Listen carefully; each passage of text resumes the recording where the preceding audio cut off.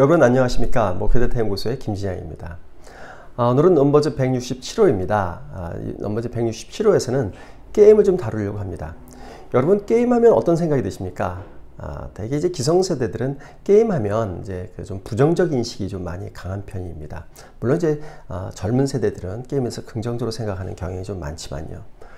그래서 오늘은 저희 넘버즈 167호를 통해서 게임에 대한 어떤 그 긍정적 측면 그리고 부정적 측면들이 어떤 것들이 있는지 한번 살펴보시면서 게임에 대한 우리의 올바른 시각을 갖는 계기가 좀 되었으면 좋겠다는 생각입니다.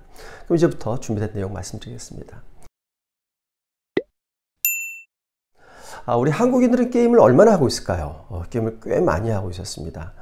한국콘텐츠진흥원에서 2022년도 게임 이용자 실태조사를 했는데 이 결과를 보면 지난 1년간의 게임을 했다 이렇게 응답한 비율이 74%였습니다. 한국인 4명 중에 3명이 지난 1년간 게임을 했다는 거죠. 근데 이때 게임은 우리가 일상적으로 게임의 종류 굉장히 많습니다만 이때 얘기하는 게임은 디지털 게임이 이제 국한합니다. 그러니까 TV 모니터 같은 이런 모니터에서 하는 게임, 그 다음에 오락실, 이제 PC방에서 하는 온라인으로 하는 이런 게임들 혹은 VR 게임 이런 게임들을 이야기를 하고 있고요.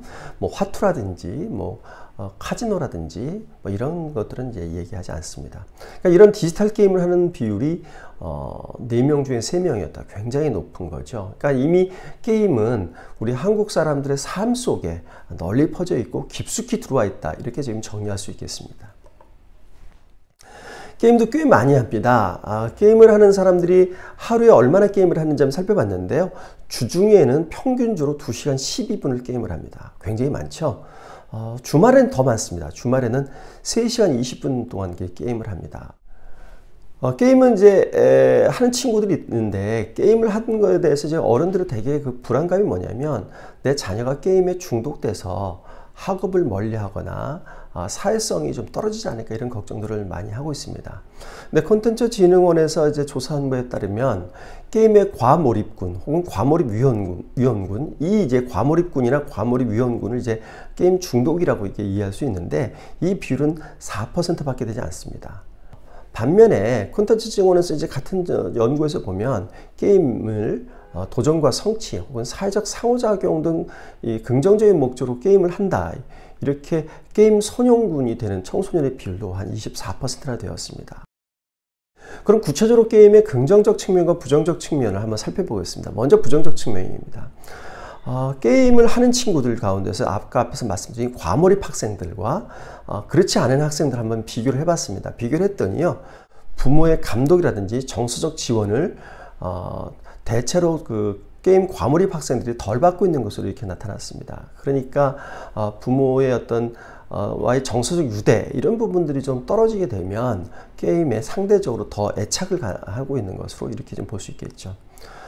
그 외에 이제 그 불안이라든지 우울, 충동성, 부주의, 학업 스트레스 이 부분에서는 과몰입 학생이 기타 학생들보다 좀 더 높은 비율로 이렇게 나타났습니다. 그러니까 게임에 중독을 하게 되면 불안, 우울이라든지 충동성이 늘어나는 것으로 이렇게 볼 수 있어서 게임의 부정적 측면들도 이렇게 좀 그 개인 심리적으로 학생들의 심리적인 측면에서 부정적 영향을 미치는 것으로 이렇게 나타났습니다. 반면에 게임의 긍정적 측면도 있습니다. 독일의 이제 막스 플랑크 연구소가 발표한 바에 따르면요. 게임을 하는 학생들을 이제 뇌에 사진을 촬영을 했습니다. 봤더니 뇌 가운데서 회백질이 증가했습니다. 이 회백질은 기억 형성이나 공간 탐색 그리고 손의 미세 운동 능력을 증가시키는 거거든요. 이런 기능을 담당하는 부위거든요. 근데 이 부분에서 회백질이 증가한다는 것을 보면 뇌기능 발달에 게임이 긍정적으로 작용하는 것을 이렇게 좀 볼 수 있었고요. 그리고 미국 콜롬비아 대학에서 발표한 바에 따르면 게임을 즐기는 학생이 그렇지 않은 학생보다 학업 성적과 사회성이 오히려 더 우수하다 이런 결과도 있었습니다.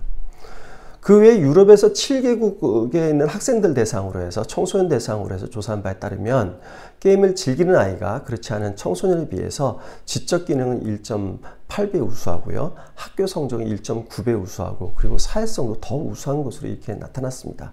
게임의 긍정적 측면이 분명히 이렇게 또한 존재하고 있습니다.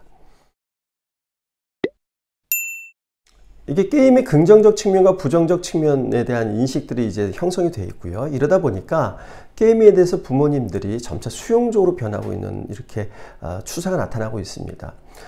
게임이 자녀의 학업에 방해된다 이렇게 응답한 비율이 2021년도에는 62%였는데 2022년도는 55%로 많이 줄었습니다. 그래서 게임을 부모님들도 예전에 비해서는 부정적으로 생각하는 비율이 많이 좀 낮아지고 있다 이렇게 볼 수 있고요. 그러다 보니까 초중고 학부모 10명 중에 6명이 자녀와 함께 게임을 하고 있는 것으로 나타났습니다. 지금 여러분 그래프에서 보시겠지만 자녀와 함께 게임을 상당히 자주 한다, 가끔 한다 이렇게 응답한 비율이 59%였습니다. 그래서 많은 부모님들이 자녀와 같이 게임을 하고 있었고요.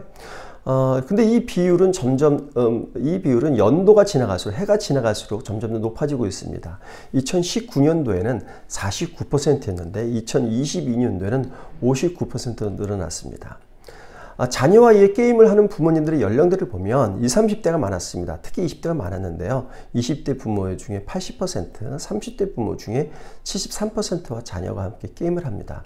20, 30대는 이제 청소년기를 지나면서 이런 게임들을 많이 하고 자란 세대들이죠. 그래서 자기가 게임을 해보니까 게임이 그렇게 나쁘지 않다. 게임이 오히려 좋은 점도 있다. 이런 걸 알기 때문에 자녀와 함께 게임을 즐기는 것으로 나타나고 있고, 부모와 자녀와 함께 이렇게 게임을 한다는 것은 부모와 자녀의 관계를 좋게 하는데 또 상당히 긍정적으로 작용하지 않나 싶습니다. 이상의 결과를 한번 좀 정리해서 보겠습니다. 게임은 부정적 측면이 분명히 존재합니다. 그러나 긍정적 측면도 또한 큰 것도 여러분들 보시는 바와 같습니다. 그래서 게임을 꼭 그렇게 나쁘게만 보지 마시고 게임을 어떻게 긍정적으로 선용할 것인지 하는 부분도 가정에서 이제 부모님들이 자녀를 지도할 때 좀 유념하셔야 될 것 같습니다. 특히 이제 게임을 교회에서 이제 긍정적으로 이용할 수도 있을 것 같습니다. 특히 선교적 측면에서도 이제 이 게임을 활용할 수 있을 것 같은데요. 일부 교회에서는 청소년들 전도를 위해서 교회에서 게임 대회를 주최를 해서 교회에 다니지 않은 학생들도 이 대회에 참석하면서 교회를 접하게 되고 교회에 긍정적인 인식을 갖게 하고, 그리고 가능하면 이제 교회에 나올 수 있게끔 하는 기회를 제공하기 위해서 게임 대회를 교회가 여는 경우도 있습니다. 그래서 이런 것처럼 게임을 선교적인 그런 기회로 이용하시는 것도 좋겠고요. 그리고 교회 내에서 부모님과 자녀 간에 이런 게임하는 기회를 갖는 것도, 게임하는 대회를 그 교회 내에서 여는 것도 좋은 방법이라 생각합니다. 그래서 부모님과 자녀가 교회 내에서 게임하면서 부모와 자식 간에, 자녀 간에 애착도를 높이고 상호 교류를 하는 그런 기회를 늘리는 것도 교회에서 자녀들의 신앙 교육을 위한 좋은 방법이 아닐까 하는 생각입니다. 내사로 넘버즈 167호 말씀드렸습니다. 다음 주에 다시 찾아뵙겠습니다. 감사합니다.